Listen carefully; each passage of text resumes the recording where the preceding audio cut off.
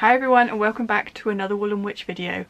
So a lot has been going on lately. I've had a lot to sort, but I thought I'd talk to you today about my next shop update, which is happening this Saturday, so Saturday the 11th of March.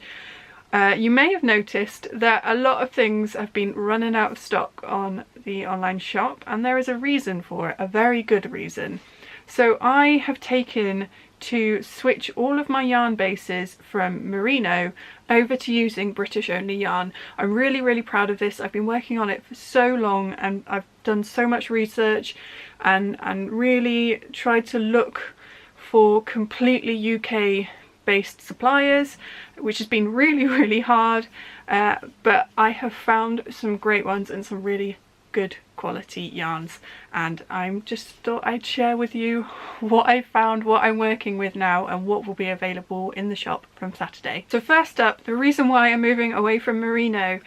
So most of the Merino is made and produced, so all of the Merino sheep are found in Australia and South America, and then obviously is processed and then shipped over to the UK. In my effort to try and be more sustainable this year, I want to cut that out. I want to use UK only sheep, UK only mills for spinning, and then obviously hand dyed by me in the UK, and it just to lower our carbon footprint completely, and also just to support local suppliers and the local economy as well. It's also been quite a large job for me trying to find a UK supplier that is able to offer good wholesale rates at good cost, so when I add my value from my dyeing, it doesn't completely bump me out into the more expensive yarns. I am going to have to increase my prices, but they're not increased a lot, and I think for the offset of the carbon offset and the fact that you're getting a good quality product as well, I don't think it'll matter too much. So the first yarn base I am switching over to will be my long-standing main base, and that will be 100% non-superwash blue-faced Leicester. And this one, again, I've done loads of research. It's taken me so long. It's been a long time coming, and I'm just really glad it's finally here. I'm finally doing the shop update and we're clearing the shelves and it's coming out. My first yarn base is BFL. This is because it's almost like the UK equivalent to Merino. It is super soft, it's so great against the skin. A lot of people can't really tell the difference between Merino and BFL, so I think those that tend to find British yarns itchy will actually really be able to work with BFL.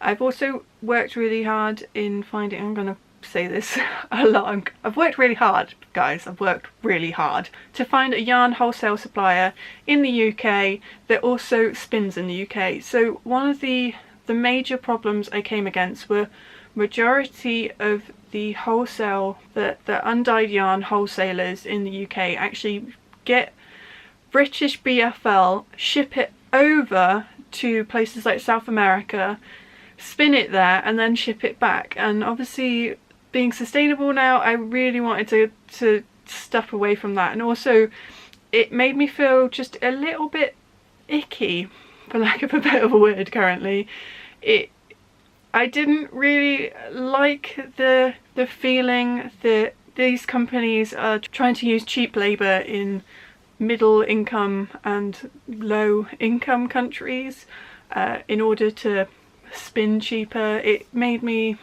don't know, it made my skin crawl, and I didn't really want to make a product that didn't settle right with me, and so I done a lot of research. I found a UK supplier that also spins their own wool in Yorkshire, so it's got the British wool mark, so it's all certified British wool that has then been spun by this company in Yorkshire and then sent down to me to be dyed, and I'm really proud of it. So I'll just show you guys what I've got. This shop update will be all of my most popular colours that I really enjoy dyeing actually as well. They will be across all of the yarn bases available, and then I'll be adding more colours as we go along. So I'm hoping to start doing a seasonal shop update, releasing some of my popular yarns, but also a new seasonal colours as well. So these are part of my popular range.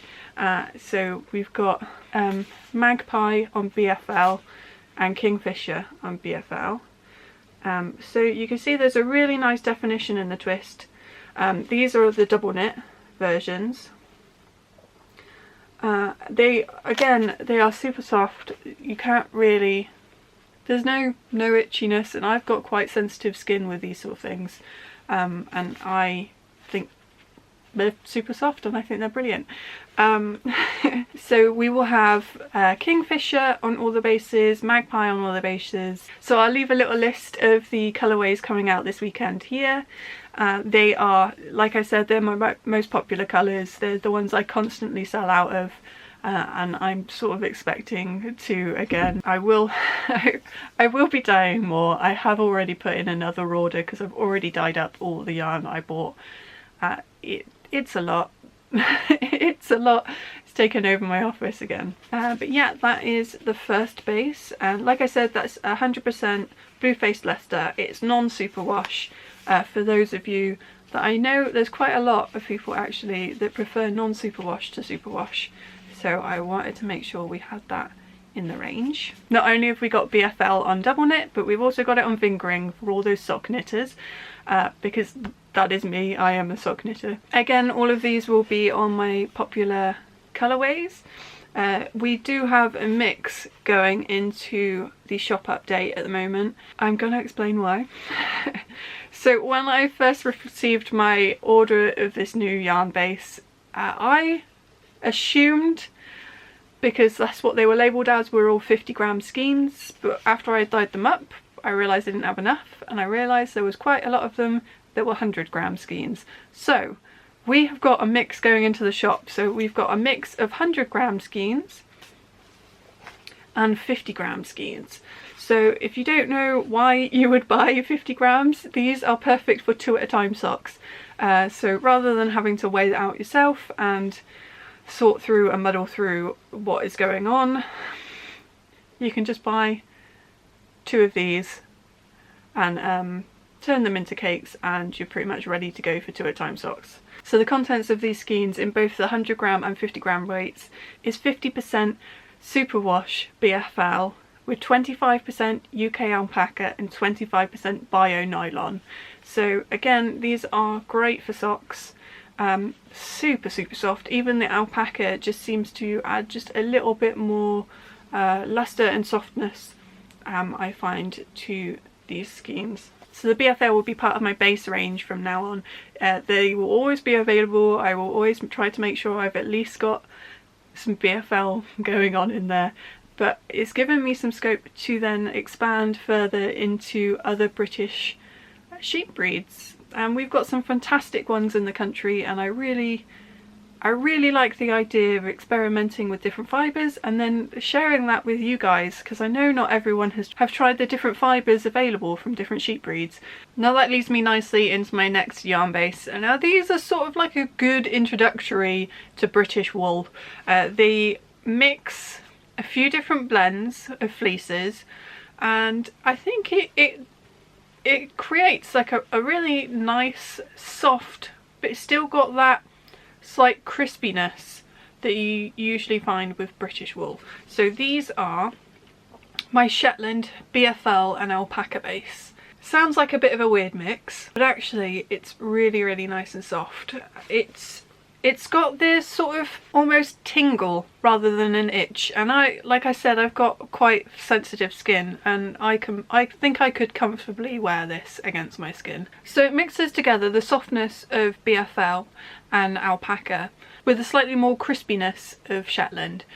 So you get a really nice light, lofty yarn from it. I've started knitting a cowl from it at the moment, and it's really nice, and because of the mix between and the blends between the fibre, it's not nearly as traditional British wool is. It does have, so I don't know if you'd be able to see from the close-up. There you go, so you might be able to slightly see it's got this sort of fuzz hairiness almost to some of the, just about see it there. So it's got a slight hairiness to it, which sort of gives it that slightly tingly feel, but because of the BFL and the alpaca mixed in with it, it really softens it up. I personally, I think this would be perfect for sweaters and nice cozy scarves, and I really like this blend, and like I said, I think it's a perfect introductory for those of you that have never tried knitting with any other British wool, or have sort of vehemently stuck with BFL, and are wanting to experiment with other breeds. And I think this is the perfect sort of introductory step into those. As before, this will be on both fingering weight and double knit. The yarn contents is 40% Shetland, 40% BFL and 20% grey alpaca. So both the Shetland and the grey alpaca sort of give it this underlying hue of grey, and it really adds a depth to some of the colours I found. So let me get you this. So this is just standard BFL. You can see sort of the crisp whiteness there.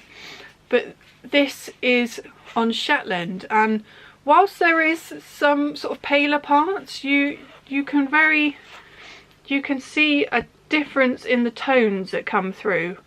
So these were dyed using exactly the same dye powders, exactly the same technique, but you can see there is a slight difference between the hues in the yarns, and I actually really like the way it dyes up. Some of the colours are beautiful, and I think some of the colours are even better on Shetland than they are on the BFL, and I think it's because of the grey tone underneath. So I think this is definitely on my list to keep around for a while. These will be differentiated from my standard base range by the colour of the labels. So if you ever see me in a show, look for the lighter coloured grey labels, just so that you can see the difference between the two. So this is BFL on my standard range, and this is the slightly fancier yarns. But yeah, those are the new yarn bases going in. Like I said, there will be a mix of fingering and double knit. That's all of the yarn. I will be having some more fibre go in. There are some drop spindle kits that are going in. These obviously won't have merino fibre in, these will be BFL fibre, and they will be dyed in new spring colours. So like I was saying, we're going to be going over to doing seasonal colours, and I dyed up, I'm just going to show you because I've got it in front of me. So I dyed up some really nice spring toned fibre. I really like it. I've kept some for myself so that I can spin it, but I have put some into the drop spindle kits as well. So there are a number that's going in. I think I've got 4 going in for this round of shop updates.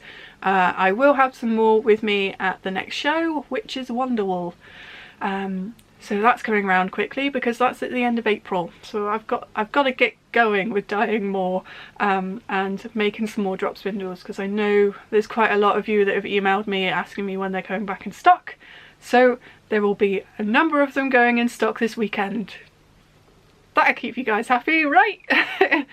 But if you miss out, then there will be more going back in. I didn't realise how popular the kits were until I started receiving emails. So I think that's a way to live by. So if you guys are missing anything out of the shop, or you desperately want it to go back in stock, just send me an email. It might be that I've thought about dyeing it and I haven't gotten around to it. Everything's going on and I'm going to leave you guys there. So I really hope you guys have a fantastic week.